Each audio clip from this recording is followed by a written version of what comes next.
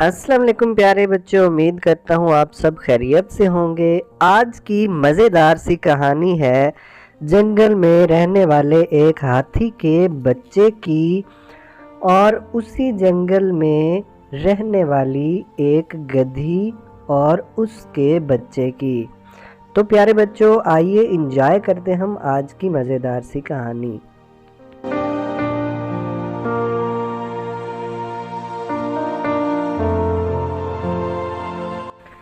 प्यारे बच्चों, कहानी शुरू करने से पहले मेरे चैनल किड्स हब ऑफिशियल को सब्सक्राइब कर लें और साथ में दिए गए घंटी के निशान को ज़रूर दबाएं ताकि आने वाली हर वीडियो आपको मिल सके। तो शुरू करते हैं हम आज की मज़ेदार सी कहानी।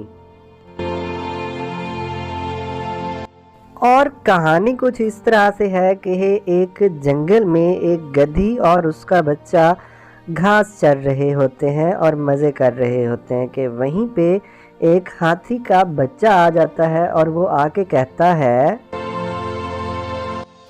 आंटी, क्या आप अपने बच्चे को इजाज़त देंगी कि वो मेरे साथ आके खेले? आप मेहरबानी करके इजाज़त दे दें। और गधी हाथी के बच्चे को इजाज़त दे देती है कि वो मेरे बच्चे को साथ ले जाए, लेकिन उससे कहती है कि इसका ख्याल रखना क्योंकि ये अभी बहुत छोटा है और जंगल के जानवर बहुत खूंखार हैं, तो इसका बहुत ज़्यादा ख्याल रखना ताकि ये महफूज रहे तुम्हारे साथ।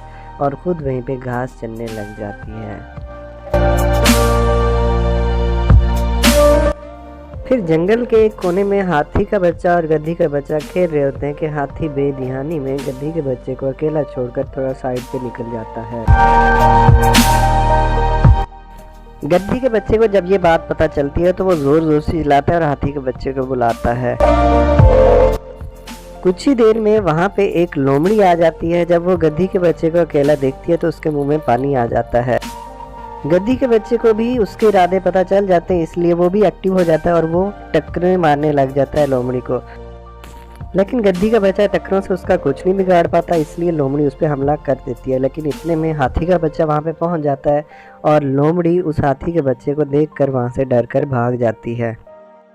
और फिर हाथी और गद्दी का बच्चा दोनों वहाँ से चले जाते हैं। और फिर गद्दी का बच्चा रोते हुए अपनी माँ के पास पहुँच जाता है और माँ भी उसे देखकर बहुत ज़्यादा परेशान हो जाती है। तो गद्दी का बच्चा जाके अपनी माँ को सारी कहानी सुनाता है। और जब गद्दी सारी कहानी सुन लेती है तो अपने बच्चे को समझाने लग जाती है कि बेटा, हमें टक्करों से हमला नहीं करना होता बल्कि इस तरह टांगों से हमला करना होता है, और हम इसी तरह टांगों से ही किसी भी जानवर से अपनी जान बचा सकते हैं और हमारे पास कोई तरीका नहीं होता। फिर एक दफ़ा गद्दी के बच्चे को बहुत ज़्यादा प्यास लगती है और वो पानी पीने साथ ही मौजूद नदी पे पहुंच जाता है।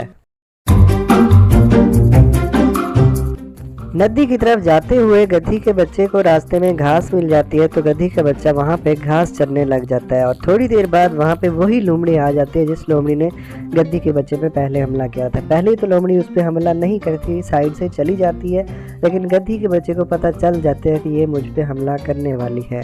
और फिर लोमड़ी जाकर दोबारा वापस आती है और आके गधी के बच्चे के ऊपर हमला कर देती है।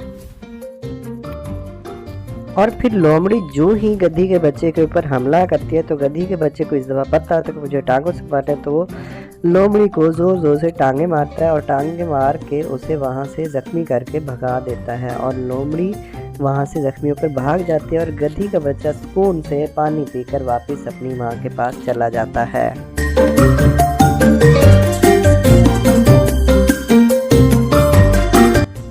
जी तो प्यारे बच्चों, इस कहानी से हमने ये सीखा कि अल्लाह ताला ने हमें जो सलाहियत दी है हमें वही इस्तेमाल करनी चाहिए और हमें उसी तरह ही हमारी जान बचानी चाहिए। उम्मीद करता हूँ प्यारे बच्चों आपको मेरी आज की कहानी बहुत पसंद आई होगी। अगर कहानी पसंद आई है तो मेरे चैनल किड्स हब ऑफिशियल को जल्दी से सब्सक्राइब कर लें और साथ में दिए गए घंटी के निशान को ज़रूर दबाएँ ताकि आने वाली हर वीडियो आपको मिल सके। तो मिलते हैं हम अगली वीडियो में, तब तक के लिए इजाज़त दीजिए, अपना ख्याल रखिएगा। अल्लाह हाफिज़।